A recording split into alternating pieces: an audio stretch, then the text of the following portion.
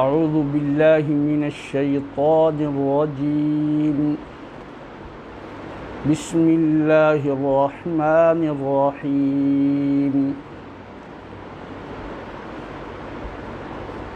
إن الذين كفروا سواء عليهم أأنذرتهم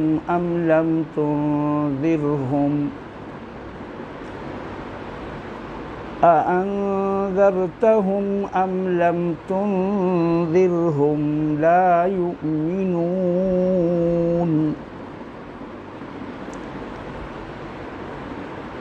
ختم الله على قلوبهم وعلى سمعهم وعلى أبصارهم غشاوة ولهم عذاب عظيم ومن الناس من يقول آمنا بالله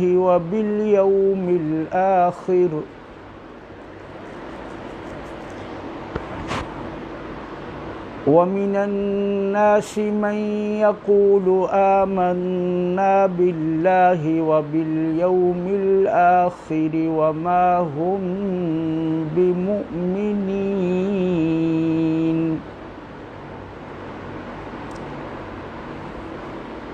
ختم الله على قلوبهم وعلى سمعهم وعلى أبصارهم غشاوة ولهم عذاب أليم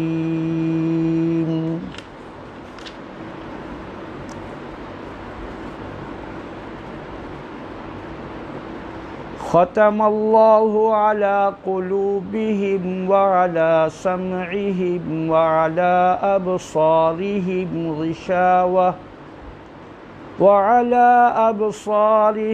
غشاوة ولهم عذاب عظيم ومن الناس من يقول آمنا بالله وباليوم الآخر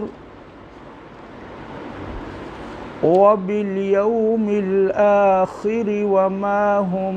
بمؤمنين يخادعون الله والذين آمنوا وما يخدعون إلا أنفسهم وما يشعرون في قلوبهم مرض فزادهم الله مرضا ولهم عذاب أليم بما كانوا يكذبون۔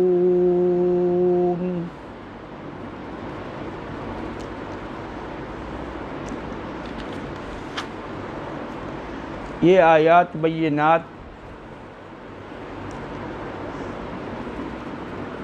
سورۃ البقرہ کی آیت نمبر 7 سے ہمارا آج کا یہ درس شروع ہو رہا ہے۔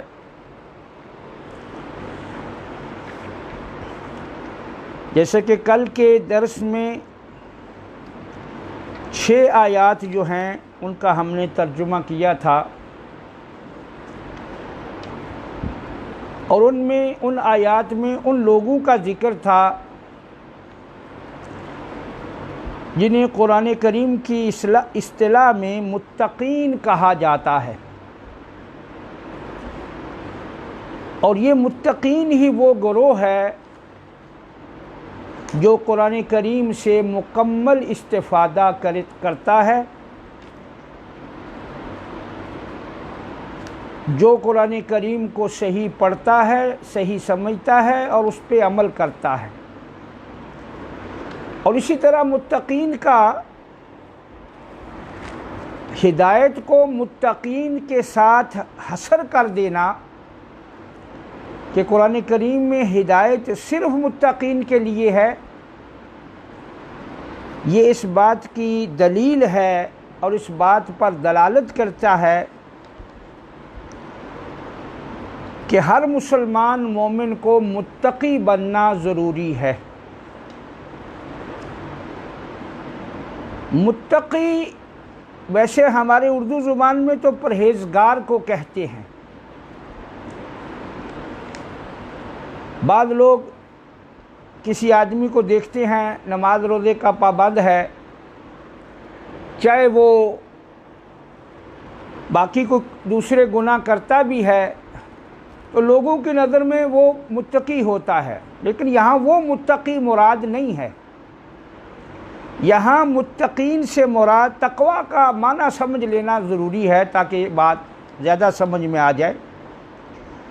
یہاں جو اللہ تعالیٰ نے فرمایا نا ہدایت متقین کے لیے ہدایت ہے، تو یہ اس لیے فرمایا کہ متقی کہتے ہیں اس شخص کو جس کے دل میں یہ تڑپ رہے ہر وقت، جس کے دل میں ہر وقت گناہ سے بچنے کا جذبہ اور تڑپ موجود رہے۔ سادہ لفظوں میں اس کا معنی یہ ہے، متقی وہ شخص ہوتا ہے جو گناہ سے بچنے کی ہر وقت، ہر لمحہ، ہر صورت کوشش کرتا ہے، اور اس کے دل میں یہ چیز موجود ہے کہ میں نے گناہ سے بچنا ہے، میں نے حرام سے بچنا ہے، کیونکہ میرے اللہ نے یہ مجھے منع کیا ہے۔ تو جس شخص کے دل میں یہ تڑپ ہو، یہ سوچ ہو، یہ فکر ہو، جو یہ ہر وقت سوچتا رہے، ظاہری سی بات ہے جب قرآن کریم پر اس کے سامنے پڑھا جائے گا، اس کے احکام بتلائے جائیں گے، تو ان پر تو وہ فوراً عمل کرنا شروع ہو جائے گا، اس لیے کہ اس میں قرآن کریم میں وہ حکم ہی تو ہیں جو اللہ تعالیٰ پسند فرماتے ہیں،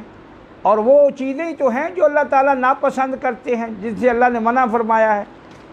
تو یوں تقویٰ جو ہے اور متقی جو ہے وہ قرآن کریم سے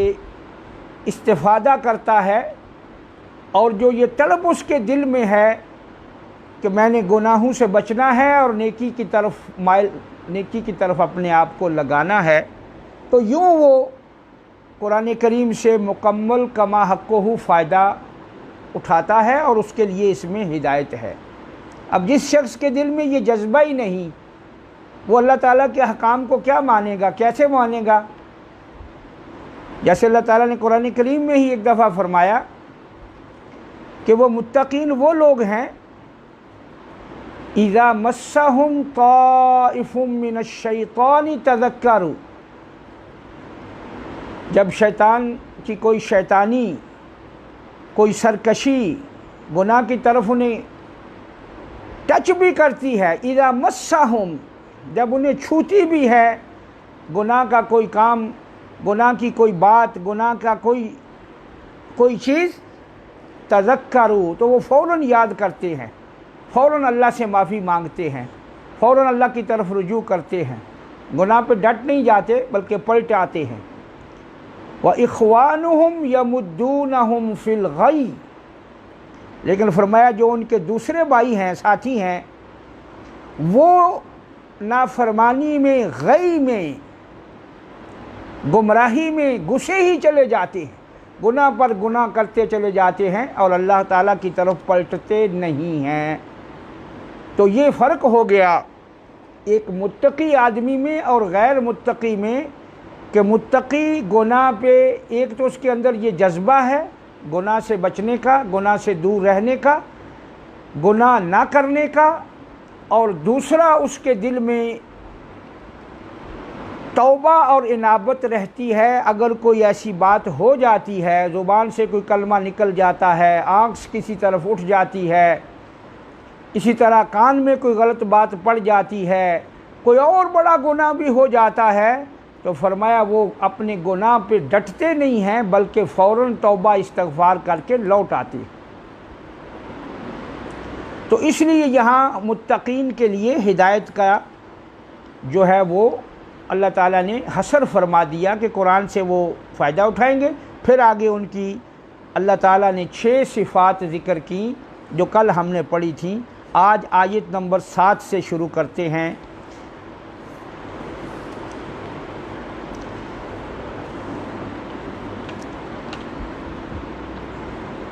فرمایا ان الذین کفروا،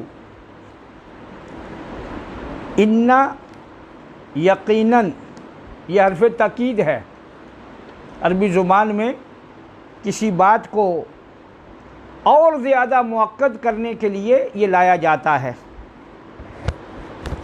یعنی یوں تو قرآن کی ہر بات ہی مؤکد ہے، اس میں کوئی شک نہیں ہے، کوئی اس میں ایسی بات نہیں ہے، لیکن چونکہ بعض لوگ ہوتے ہیں وہ کہتے ہیں نہیں اللہ تعالیٰ نے ویسے فرمایا ہے، یہ کوئی تاکید نہیں فرمائی، اس میں کوئی اتنا زور نہیں دیا اللہ نے، بلکہ یہ فرمایا ہے کہ جو یہ کام کرے گا اس کے لیے یہ ہے، جو نہیں کرے گا اسے بھی کچھ نہیں ہوگا۔ جیسے بعض لوگ بعض چیزوں کے بارے میں یہ اندازہ لگاتے ہیں، اگر انہیں کہا جاتا ہے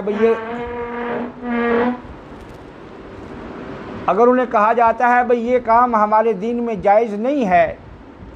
یا یہ کام ہماری شریعت میں، تو کہتے ہیں نہیں اتنی زیادہ سختی نہیں کی اللہ تعالیٰ نے اس کام پر، اللہ تعالیٰ نے اس کام پر اتنا زیادہ نہیں، ویسے ذکر کیا ہے۔ تو اس بات کو اور مؤکد کرنے کے لیے بھئی نہیں اللہ نے یہی کہا ہے، یہ لفظ جو ہے تاکید کا لایا جاتا ہے۔ تو یہاں فرمایا ان الذین کفروا، یقیناً، ان یقیناً پکی بات ہے، بے شک۔ پرانے زمانے میں لوگ اس کا معنی کرتے تھے بے شک،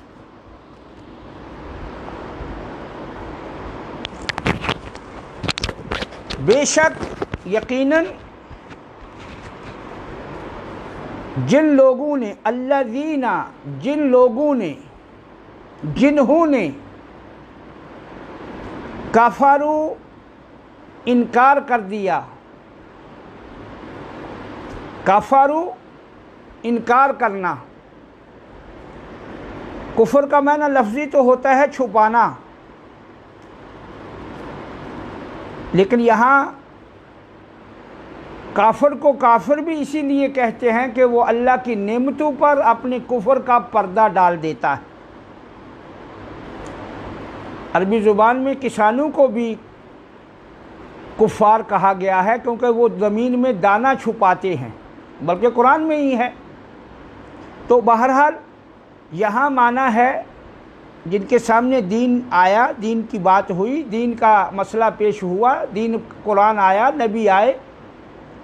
پھر انہوں نے انکار کر دیا، کفر کر دیا۔ کفر کا معنی انکار ہے، شکر کا معنی اعتراف ہے، شکر کا معنی اعتراف کرنا، ماننا کہ یہ چیز مجھے، ہاں اللہ ہی کی یہ نعمت ہے، اللہ ہی کی طرف سے ہے، اور کفر کا معنی ہے انکار کرنا۔ فرمایا یقیناً جن لوگوں نے انکار کیا، اب چونکہ یہ انکار ایسے ہی نہیں ہوتا، بلکہ یہ پوری سوچ سمجھ اور منصوبے سے وہ لوگ کفر کرتے ہیں۔ جب نبی کریم صلی اللہ علیہ وسلم نے دین پیش کیا تو ان لوگوں کے پاس کفر کرنے کی، انکار کرنے کی کوئی گنجائش نہیں تھی، کوئی ایسی بات نہیں تھی جس کو وہ کہیں کہ نہیں یہ بات ہے، وہ بات ہے، کوئی گنجائش نہیں تھی۔ تو یہ ایسے کافروں کی بات ہو رہی ہے جنہیں پوری طرح دعوت پہنچ گئی، سارا کچھ واضح ہو گیا، اور ایسے کافر اصل ہوتے ہی ایسے ہی ہیں۔ تو فرمایا ان الذین کفروا، یقیناً جن لوگوں نے کفر کیا اللہ کا، اللہ کے دین کا، اللہ کی کتاب کا، اللہ کے نبی کا، قیامت کا، یعنی پورے دین اسلام کو ماننے سے ہی انکار کر دیا، جنہوں نے کفر کیا، سواء علیہم، سواء یکساں ہے، برابر ہے،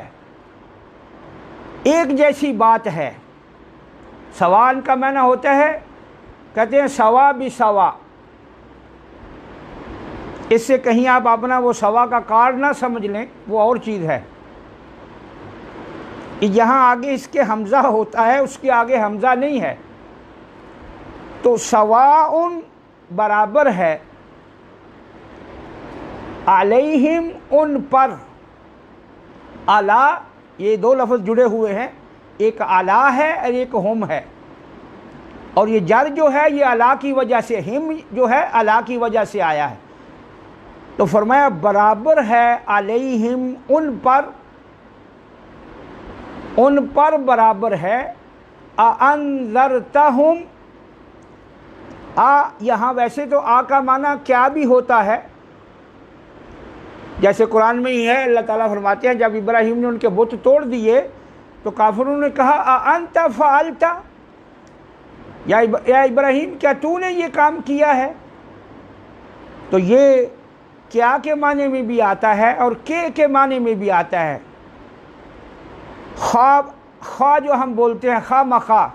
خواہ بھی اس کا ترجمہ کیا گیا ہے۔ تو فرمایا اَأَنذَرْتَهُمْ، اَأَنذَرْتَ، کہ آپ انہیں، یہاں ہم ترجمہ اس کا کہ کریں گے، کہ جو ہوتا ہے مربوط کرنے کے لیے،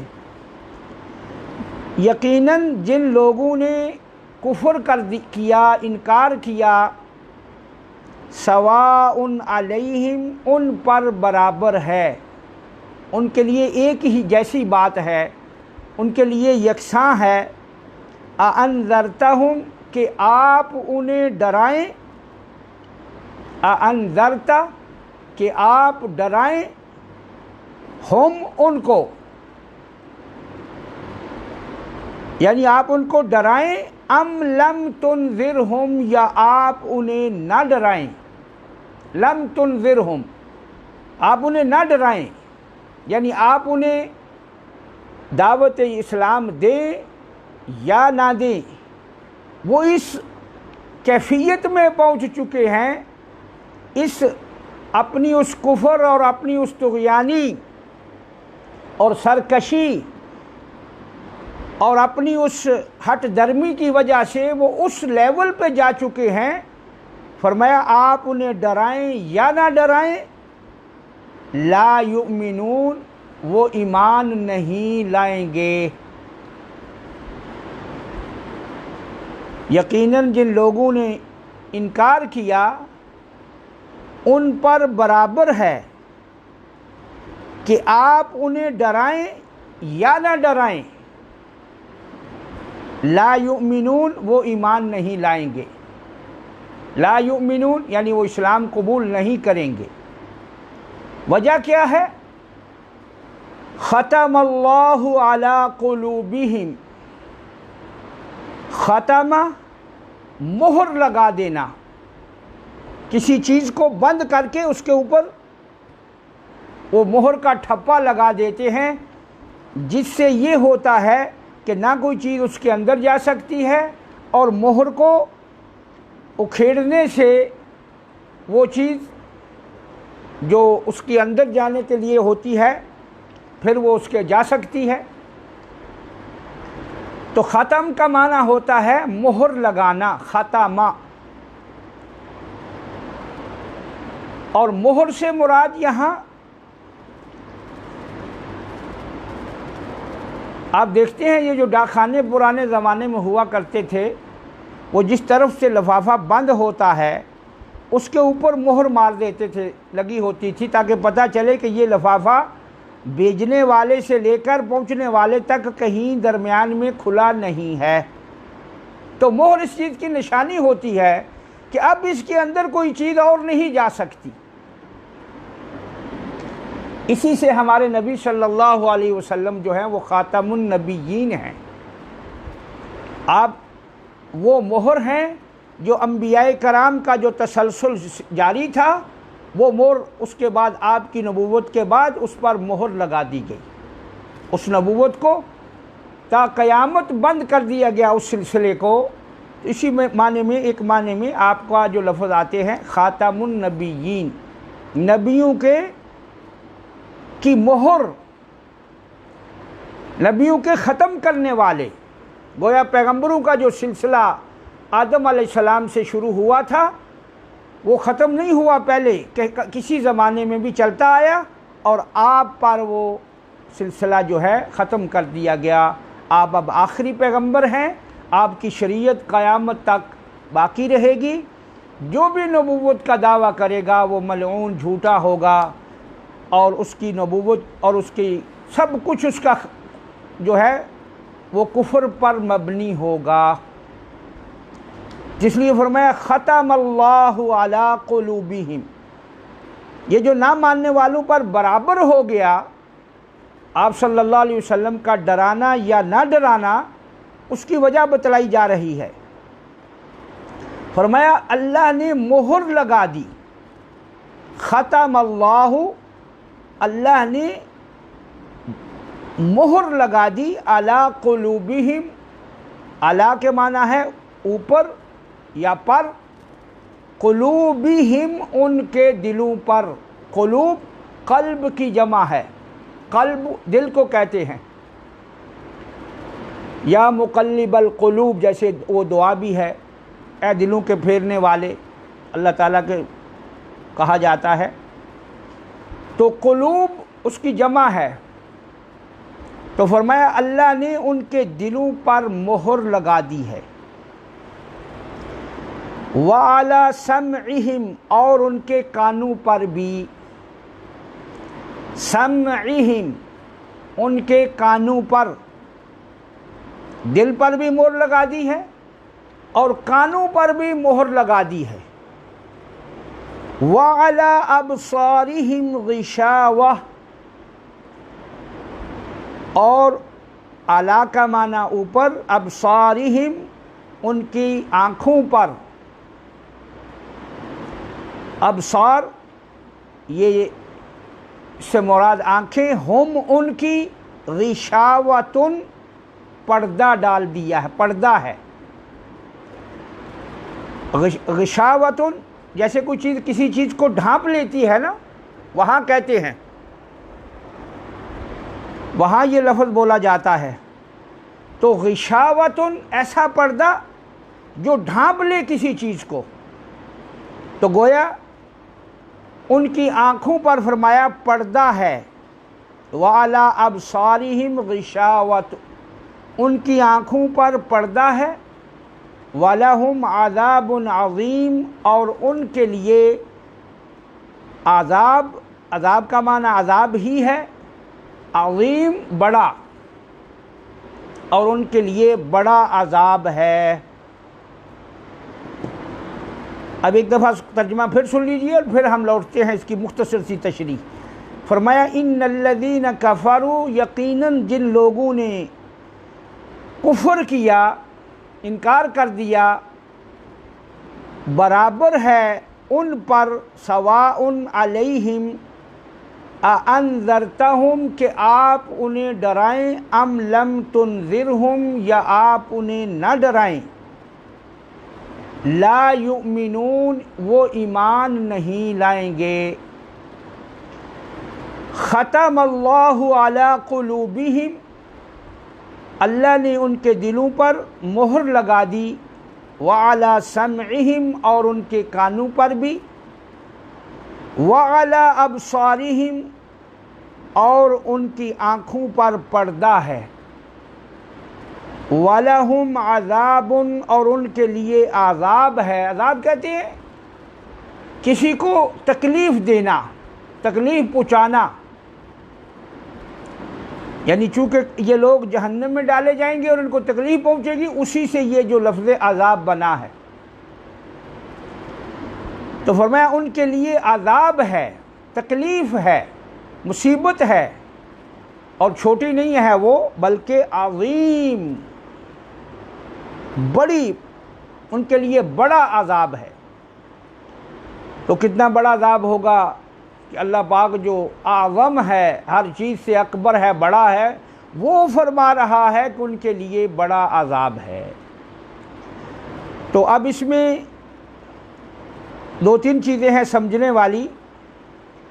بھئی کیا جن لوگوں کو، جو لوگ دعوت حق کو قبول نہ کریں، کیا ان کو دعوت دینی چھوڑ دی جائے؟ کیونکہ یہاں فرما دیا گیا کہ ان پر تو برابر ہے، آپ انہیں ڈرائیں یا نہ ڈرائیں، ایمان نہیں لائیں گے۔ تو پہلی بات تو یہ ہے کہ اللہ نے یہ نہیں کہا کہ اے میرے نبی ان کو دعوت نہیں دو، یا ان کو پیغام دوبارہ نہیں کہو، بلکہ فرمایا کہ ان پر یہ آپ کی بات ان پہ اثر نہیں کر رہی۔ آپ کا تو کام ہے، آپ ڈراتے رہیں گے، آپ اپنی دعوت جاری رکھیں گے، لیکن وہ لوگ اس درجے تک پہنچ چکے ہیں کہ ان پر آپ کی بات، آپ کا ڈرانا نہ ڈرانا بے اثر ہو رہا ہے۔ وہ اس لیے کہ ان کی آگے بتلایا کہ ان کے دلوں پر مہر لگ چکی ہے، اور یہ مہر ایسے نہیں لگتی، اللہ تو عادل ہے، اللہ کسی پہ ظلم نہیں کرتا۔ یہ مہر اس وقت لگتی ہے جب ایک حق بات کسی کے سامنے آ جائے، دلائل کے ساتھ اس پر واضح ہو جائے، پوری طرح اسے پتہ چل جائے کہ یہ بات سچی ہے، پوری طرح یہ پتہ چل جائے کہ یہ بات حق ہے، پھر وہ نہ مانے، پھر انکار کرے، تو ایسے شخص کے دل پر اللہ مہر لگا دیتے۔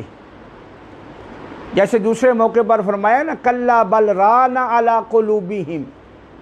فرمایا ہرگز ایسا نہیں ہے، آپ کی دعوت، آپ کا پیغام سب کچھ سچا ہے، سب کچھ جو ہے واضح ہے، یہ قصور ان ظالموں کا خود ہے کہ ان پر یہ باتیں بے اثر ہو رہی ہیں، کیونکہ ان کے دلوں پر زنگ لگ گیا ہے ان کے کرتوتوں کی وجہ سے۔ تو جب حق واضح ہو جائے، سچی بات کا پتہ چل جائے،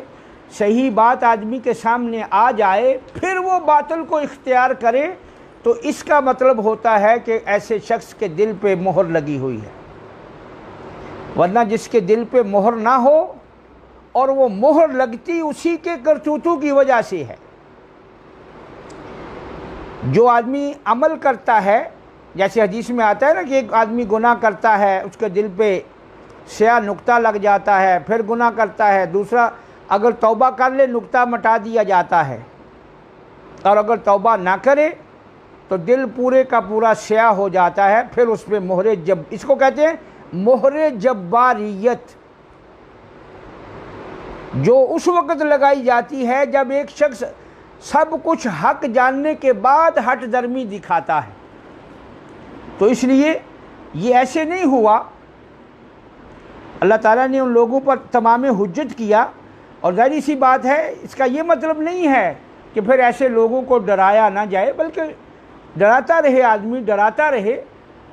کیونکہ یہ تو اللہ تعالیٰ بتلا رہا ہے نا کہ ان کے نہ ماننے کی وجہ ان کے دلوں پر یہ سلسلہ ہوا ہے کہ دل پر مہر ہے، کان پر مہر ہے، آنکھوں پر پردہ ہے۔ تو یہ تو نہیں فرمایا نا کہ ان کو دعوت نہیں دینی، بلکہ فرمایا ہے یہ مانیں گے نہیں، ایمان نہیں لائیں گے۔ اور یہ چند ایک لوگ تھے، زیادہ لوگ نہیں تھے، چند ایک لوگ ایسے تھے جن کے ساتھ یہ سلسلہ ہوا۔ اب چونکہ ہمیں تو پتہ نہیں ہے نا کہ ہم جن لوگوں کو دعوت دے رہے ہیں ان کے دلوں پر مہر لگی ہوئی ہے، یا ان کے دلوں پر جو ہے زنگ چڑھ گیا ہے، ہمیں تو معلوم نہیں ہے۔ اس لیے ہر مسلمان کو دعوت و تبلیغ کرنا یہ اپنی حد تک علم کے ساتھ، بے علمی کے ساتھ نہیں، یہ اس کے لیے مشروع ہے، اور بلکہ کہیں جگہ ضروری ہو جاتا ہے۔ جتنا نالج ہو، جتنا علم ہو، جتنا آدمی کو پتہ ہو، جتنی چیز وہ جانتا ہو، دوسرے کو پہنچائے۔ یہ ضرور خیال رکھے کہ وہی بات کرے جس کا اسے علم ہے، کیونکہ اللہ تعالیٰ کے بارے میں وہ بات کہنا جس کا علم نہیں ہے یہ بہت بڑا گناہ ہے۔ وَأَن تَقُولُوا عَلَى اللَّهِ مَا لَا تَعْلَمُونَ۔ تو بہرحال اس سے دعوت و ارشاد کو روک دینا یا لوگوں کے رویے سے مایوس ہو جانا یہ مراد نہیں ہے۔ یہ ایک چیز بتلائی جا رہی ہے کچھ لوگوں کے بارے میں کہ بعض لوگوں ایسے ہوتے ہیں جن کو بات ساری سمجھ بھی آ جاتی ہے، دلائل بھی پتہ چل جاتا ہے کہ یہ چیزیں حق ہیں، یہ سچ ہے، یہ جو ہے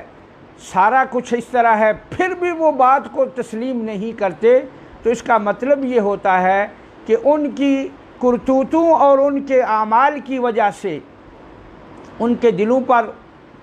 جو ہے وہ مہر ہوتی ہے، لگا دی گئی ہے، اللہ نے مہر لگا دی، اور ان کے کانوں پر بھی مہر لگا دی، وَعَلَىٰ أَبْصَارِهِمْ غِشَاوَةٌ اور ان کی آنکھوں پہ پردہ ڈال دیا، وَلَهُمْ عَذَابٌ عَظِيمٌ اور ان کے لیے بڑا عذاب ہے۔ اب ظاہری سی بات ہے، یہ مہر نہ تو نظر آتی ہے، نہ ہی کافر یہ سمجھتا ہے کہ اس کو کوئی چیز روک رہی ہے ایمان لانے کی وجہ سے۔ یہ اللہ تعالیٰ کے اپنی بات فرما رہے ہیں، وگرنہ انسان کو پورا اختیار دیا گیا ہے، حق بات کو سمجھنے کا، ماننے کا سارا اختیار ہے۔ البتہ یہ توفیق اس وقت سلب کی جاتی ہے جب انسان ہٹ درمی آخری درجے تک چلا جائے۔ تو اس لیے یہاں دعوت و ارشاد و تبلیغ کرنے کا کوئی یہ نہیں ہے کہ آپ صلی اللہ علیہ وسلم نے اس کے بعد ان لوگوں کو ڈرایا نہیں۔ آپ تو تا دم آخر دم تک آپ جب بھی کوئی کافر ملتا اس کو دعوت دیتے، اس کو تبلیغ کرتے، اس کو دین کی طرف بلاتے۔ باقی یہ بات رہی بات کہ اب ظاہر ہے جب دل پر مہر لگی ہوئی ہو، سننے والے کانوں پر مہر ہو، دیکھنے والی آنکھوں پر پردہ ہو، تو پھر انسان کہاں سے اسے سمجھ آئے گی؟ پھر کیسے وہ سمجھے گا؟ پھر تو سمجھنا مشکل ہو جائے گا اس کو۔ تو یہ توفیق ہے جو سلب کی جاتی ہے ایسے لوگوں سے جو دین کے مقابلے میں جان بوجھ کر، جانتے ہوئے بھی پھر نہیں مانتے اور جھٹلا دیتے ہیں۔ تو اس لیے یہاں یہ نہ سمجھا جائے کہ دعوت کو روک دیا جائے، ٹھیک ہے جی۔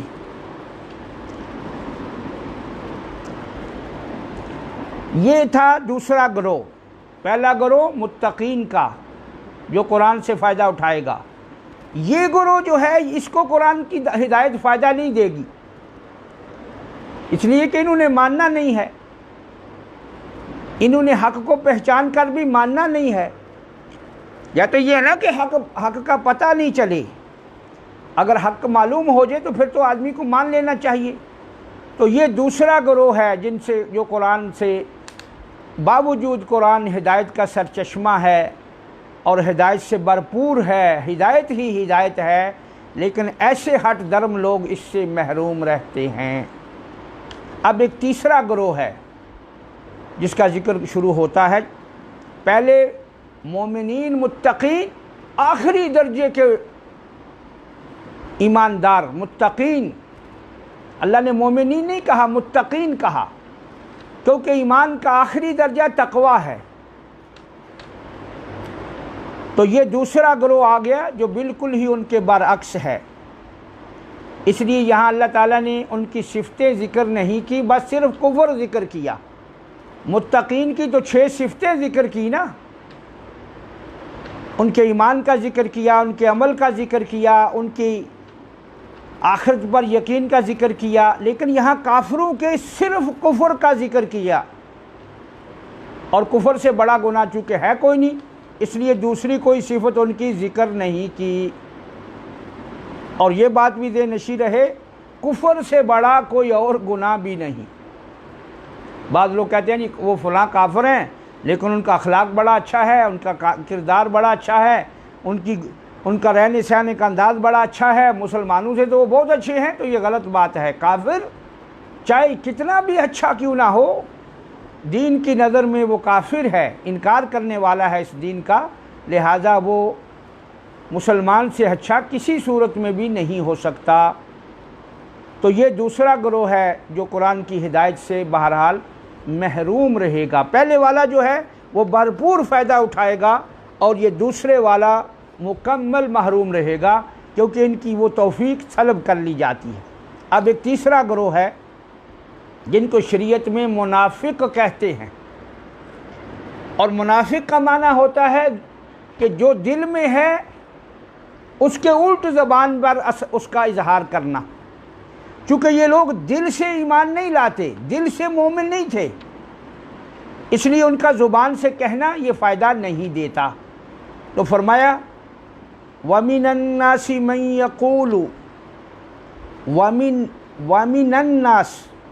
من کا معنی واو کا معنی اور ہے، من سے، الناس لوگ، یہ جمع ہے، اور لوگوں میں سے من یقول، کچھ، سارے نہیں، کچھ لوگ، اگر فصیح اردو میں ترجمہ کریں تو کہیں گے کچھ لوگ، اگر لفظوں پر غور کریں گے تو پھر کہیں گے اور لوگوں میں سے وہ، من ویسے ایک آدمی کے لیے آتا ہے، من ایک آدمی کے لیے آتا ہے۔ فرمایا وَمِنَ النَّاسِ، اور لوگوں میں سے کچھ وہ بھی ہیں، مَن یقول، جو کہتے ہیں، جو کہتا ہے، یقول جو کہتا ہے، یعنی لوگوں میں وہ جو کہتا ہے، کیا کہتا ہے؟ آمنا باللہ، ہم ایمان لائے اللہ پر، اللہ کے ساتھ بھی، یہ با کا معنی با کا ساتھ ہے۔ لوگوں میں سے وہ بھی ہے جو یہ کہتا ہے، یا لوگوں میں سے وہ بھی ہیں جو یہ کہتے ہیں۔ ویسے یقولو یہ ایک آدمی کے لیے آتا ہے جو یہ کہتے ہیں، لیکن چونکہ آگے پیچھے صیغے جمع کے ہیں تو معنی وہ ہوگا جو لوگ کہتے ہیں، اور یہ ایک اسلوب ہے عربی کا، اس میں میں جانا نہیں چاہتا کیونکہ بات مشکل ہو جائے گی۔ تو فرمایا وَمِنَ النَّاسِ مَن یقول، لوگوں میں سے کچھ وہ ہیں جو کہتے ہیں یا کہتا ہے، ہم اللہ پر ایمان لائے، وَبِالْيَوْمِ الْآخِرِ، اور بالیوم، یوم کا معنی دن ہے، آخر آخری، آخری دن پر یعنی قیامت پر۔ لوگوں میں کچھ وہ بھی ہیں جو یہ کہتے ہیں کہ ہم ایمان لائے اللہ پر، وَبِالْيَوْمِ الْآخِرِ، اور آخرت پر۔ لفظی ترجمہ ہوگا ہم ایمان لائے اللہ کے ساتھ اور آخری دن کے ساتھ، یعنی قیامت۔ وَمَا هُمْ بِمُؤْمِنِينَ، اور نہیں، وما نہیں، ہم وہ، بِمُؤْمِنِينَ ساتھ مومنوں کے، یعنی وہ یہ کہنے کے باوجود بھی مومن نہیں ہیں۔ حالانکہ اس سے بڑا کیا ہے کہ ایک شخص کہے کہ میں اللہ کو مانتا ہوں، آخری دن کو مانتا ہوں، اور اللہ فرماتے ہیں یہ مومن نہیں ہیں۔ کیوں نہیں ہیں اس کی آگے اس کی وضاحت آ جائے گی۔ فرمایا لوگوں میں کچھ وہ ہے جو کہتا ہے ہم ایمان لائے اللہ پر اور آخری دن پر، اور نہیں وہ مومنوں میں سے مومن، وما ہم، اور نہیں وہ بِمُؤْمِنِينَ ساتھ مومنوں کے، یعنی وہ مومن نہیں ہیں۔ یخادعون اللہ، وہ دھوکہ دیتے ہیں اپنے اپنے خیال میں یہ کہہ کر، یعنی جب وہ یہ کہتے ہیں کہ ہم ایمان لے آئے،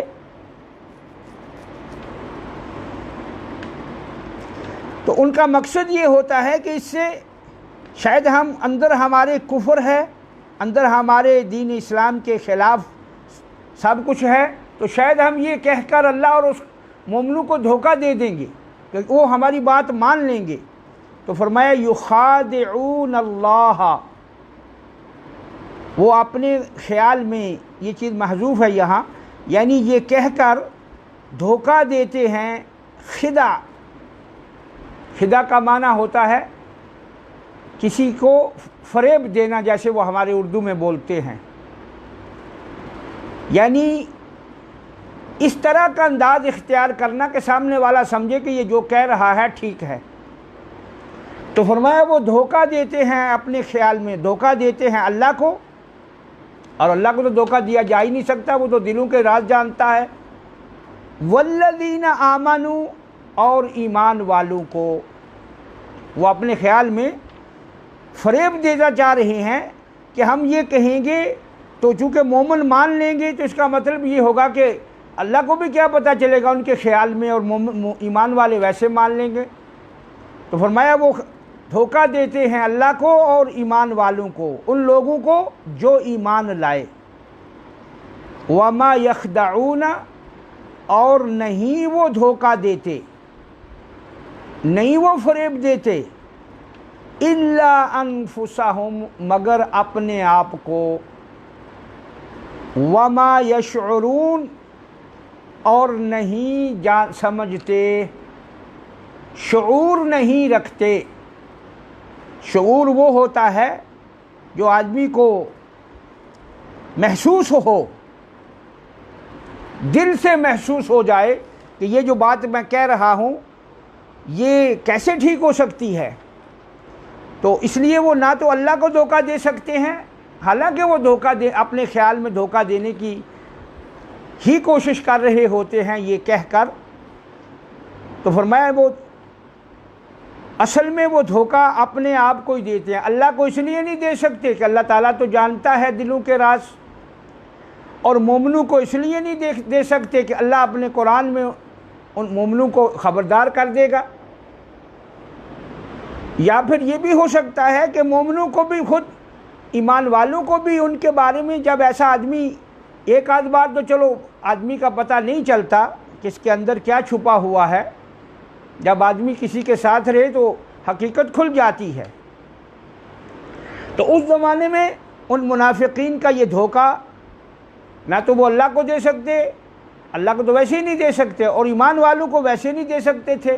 کیونکہ اللہ تعالیٰ نے قرآن میں بتلا دیا ان کے بارے میں۔ تو اس لیے فرمایا وَمَا يَخْدَعُونَ، اور یہ نہیں دھوکہ دیتے، إِلَّا أَنفُسَهُمْ، مگر اپنے آپ کو۔ ویسے انفسہم نفس کی جمع ہے، جانوں کو کہتے ہیں، جان کو کہتے ہیں۔ کل نفس ذائقۃ الموت، ہر جان موت کا ذائقہ چکھے گی۔ تو نفس جو ہے یہ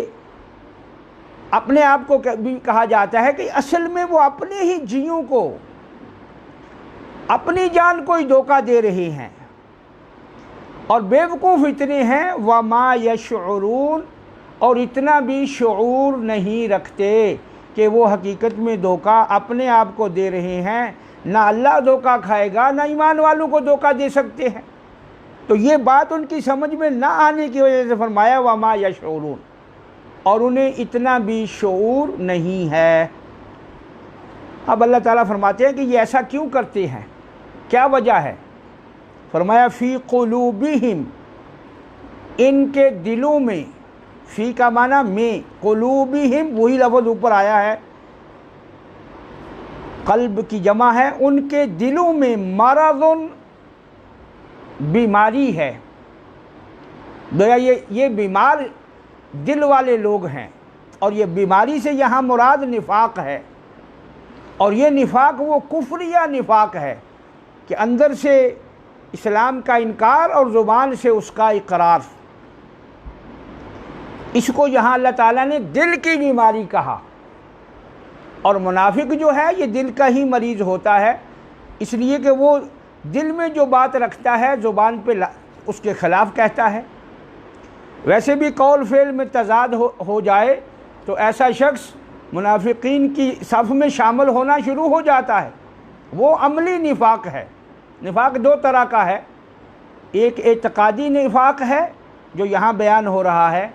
ایک عملی نفاق ہے۔ یعنی منافق دو طرح کے ہوتے ہیں، ایک وہ منافق جو سرے سے اس دین کو جس نے مانا ہی نہیں لیکن زبان سے ماننے کا اقرار کر رہا ہے، اور دل سے وہ اس نے مانا ہی نہیں، یہ ہے اعتقادی نفاق جو کفر ہے۔ لیکن ایک ہے عملی نفاق، قول و فعل میں تضاد، جیسے آپ صلی اللہ علیہ وسلم نے فرمایا منافق کی تین نشانیاں ہیں، اور ایک روایت میں 4 نشانیاں ہیں، کہ جب وہ بات کرتا ہے تو جھوٹی کرتا ہے، اذا حدث کذب، جب بات کرتا ہے جھوٹ بولتا ہے، اذا وعد اخلف، جب وعدہ کرتا ہے وعدہ خلافی کرتا ہے۔ تو یہ بھی وہی چیزیں ہیں، لیکن یہ عملی نفاق ہے، اندر سے وہ وعدہ کیا ہی نہیں اس نے، جو اندر سے وعدہ کرتا ہے وہ تو پورا کرتا ہے۔ تو فرمایا جو عملی نفاق ہے کہ بات کرتا ہے تو جھوٹی کرتا ہے، وعدہ کرتا ہے وعدہ خلافی کرتا ہے، اور امانت میں خیانت کرتا ہے، اگر اس کو کوئی کسی جگہ امین بنا دیا جائے تو اس میں خیانت کا ارتکاب کرتا ہے۔ اور دوسری تیسری روایت میں ہے کہ جب لڑائی جھگڑا اس سے ہو جائے فجرا تو گالی بکتا ہے، کیونکہ گالی دینا مسلمان کی شان نہیں ہے، بلکہ ایک حدیث میں ہے سباب المسلم، مسلمان کو گالی دینا بہت بڑا جرم ہے، تو گالی دینا مسلمان کے اخلاق میں نہیں ہے۔ تو اس لیے فرمایا منافق یہ 4 صفتیں ہیں، یہ عملی نفاق ہے، اور یہ جو بیان ہو رہا ہے یہ مرض جو ان کے دلوں میں ہے یہ کفر کی مرض ہے جو نفاق اعتقادی ہے۔ تو فرمایا فی قلوبہم مرض، ان کے دلوں میں مرض ہے، بیماری ہے، فزادہم اللہ مرضا، فزادہ پس بڑھا دیا، ہم اللہ ان کی اللہ نے مرضاً بیماری کو، نفاق پہلے سے ہی ہے، اندر سے اقرار ہے نہیں، دین کو مانا ہی نہیں، تو جب یہ مرض موجود تھا تو یہ مرض اللہ تعالیٰ نے بڑھا دیا۔ اور بڑھایا کیوں؟ آگے وہ فرمایا وَلَهُمْ عَذَابٌ عَلِيمٌ، اور ان کے لیے دردناک عذاب ہے، وَلَهُمْ اور ان کے لیے عذاب علیم دردناک، ہمارے اردو میں کہتے ہیں، ویسے علیم ایسا عذاب جو جس کے درد کی انتہا نہ ہو، یہ بھی صیغہ مبالغے کا ہے، علیم، جیسے عام درد کو بھی علم کہتے ہیں نا، عربی میں علم کہتے ہیں، تو علم کا معنی الف کے ساتھ، الف کے ساتھ علم ہو تو اس کا معنی درد ہے، عین کے ساتھ ہو تو اس کا معنی نشان ہے، جھنڈا ہے، زبر کے ساتھ علم تو درد کو کہتے ہیں۔ تو یہاں فرمایا علیم شدید، یعنی سخت عذاب، ان کے لیے دردناک عذاب ہے جو جسم کے یعنی ہر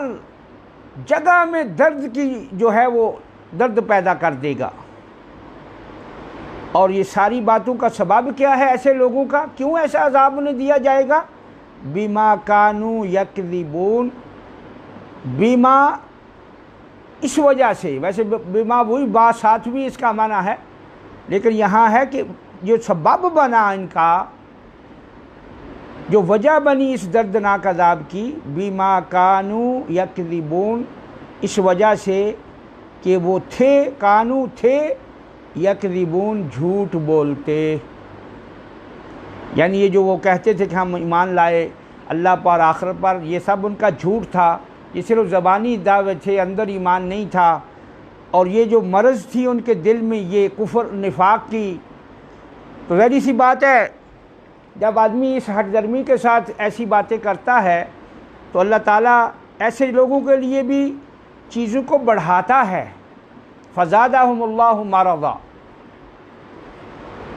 تو یہاں بڑھاتا ہے، یعنی اب یہاں بھی وہی بات ہے جیسے کافروں کے ساتھ ہوا کہ جب انہوں نے جان بوجھ کر ہٹ درمی کے ساتھ کفر کیا تو اللہ نے وہ توفیق سلب کر لی جہاں سے ایمان آتا ہے، آنکھوں پہ پردہ ڈال دیا، کانوں اور دلوں پہ مہر لگا دی۔ اسی طرح یہاں بھی فرمایا فزادہم اللہ مرضا، اللہ نے ان کی جھوٹ کی وجہ سے، ان کے شک اور نفاق کی وجہ سے اللہ نے انہیں اور بڑھا دیا، تاکہ اور یہ مرض جو ان کے دل میں بڑی، یہ دلوں کی مرض ہے، یہ جسم کی مرض نہیں ہے۔ اور جیسے آگے ایک قرآن کریم میں آیت ہے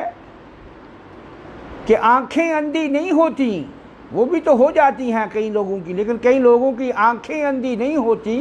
بلکہ دل اندھے ہو جاتے ہیں۔ دل ایسے اندھے ہوتے ہیں کہ وہ حقیقت کو سمجھتے ہی نہیں، حقیقت کی طرف پہنچنے کی کوشش ہی نہیں کرتے، اور اگر سمجھ بھی آ جاتی ہے تو مانتے نہیں۔ تو یہ گروہ اللہ نے پہلے متقین کو 6 آیات میں بیان کیا، اور جو پکے کافر ہیں ان کو 2 آیتوں میں ہی ان کی حقیقت بتلا دی، لیکن اس گروہ کو تقریباً 12-13 آیات ہیں جن میں اس گروہ کا ذکر ہوا ہے، اور یہ سب سے خطرناک گروہ ہے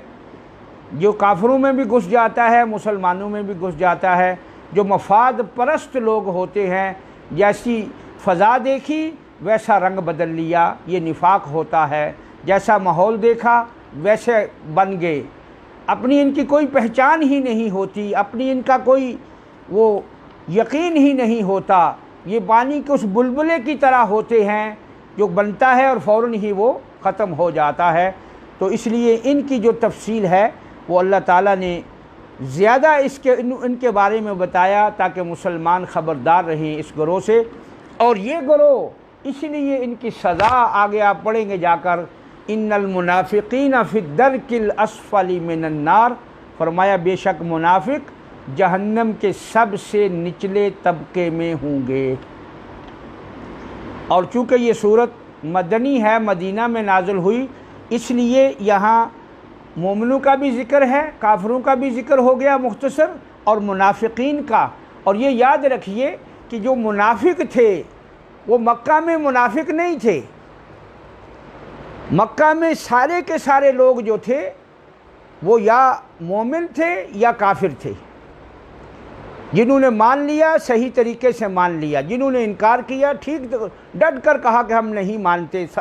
وہ صاف لوگ تھے، کوئی اس میں ڈکی چھپی بات نہیں تھی، نفاق نہیں تھا۔ یہ نفاق مدینہ میں آ کر پیدا ہوا، کچھ لوگوں نے زبان سے مان لیا لیکن اندر سے کفر اور اعتقاد ان کا رہا، اس لیے قرآن کریم کا ایک بہت بڑا حصہ ان لوگوں کی نشاندہی کے لیے نازل ہوا، بلکہ ایک سورت ہے پوری جس کا نام ہی ہے سورۃ المنافقون۔ جیسے جیسے آگے بڑھیں گے انشاءاللہ اللہ تعالی ہمیں وہ وہاں تک پہنچائے، اور اسی طریقہ تسلسل کے ساتھ یہ سلسلہ چلتا رہے۔ اللہ تعالی ہم سب کو دین سمجھنے کی، قرآن سمجھنے کی، قرآن پڑھنے کی، اور جو سنیں اس پہ عمل کرنے کی توفیق عطا فرمائے، کیونکہ اصل مقصود جو ہے وہ یہ ہے کہ ہم ساری چیزیں اپنے عمل میں لائیں، ہر چیز جو ہم سنیں دیکھیں کہ کہیں ہم تو نہیں ایسے، ہم سے تو نہیں کوئی ایسی بات صادر ہو رہی جو نفاق کے زمرے میں آئے، کیونکہ جو اگر کسی میں وہ ہوگی تو اس کو وہ دور کر سکتا ہے، عملی نفاق دور ہو سکتا ہے، عملی نفاق سے توبہ ہو سکتی ہے، کفر کے نفاق سے بھی ہو سکتی ہے، لیکن وہاں توبہ ذرا کرنا ایسے لوگوں کے لیے مشکل ہوتا ہے۔ اس لیے اس زمانے میں بڑے بڑے منافق جو اپنے نفاق پر ہی ان کی موت واقع ہوئی، لیکن جو عملی نفاق والے تھے انہیں اللہ نے توبہ کی توفیق کہیں کو ہو جاتی۔ اللہ تعالی ہم سب کا بیٹھنا اور سننا اور یہ وقت نکالنا قبول فرمائے، اور اس قرآن کو ہمارے لیے ہمارے حق میں حجت بنائے،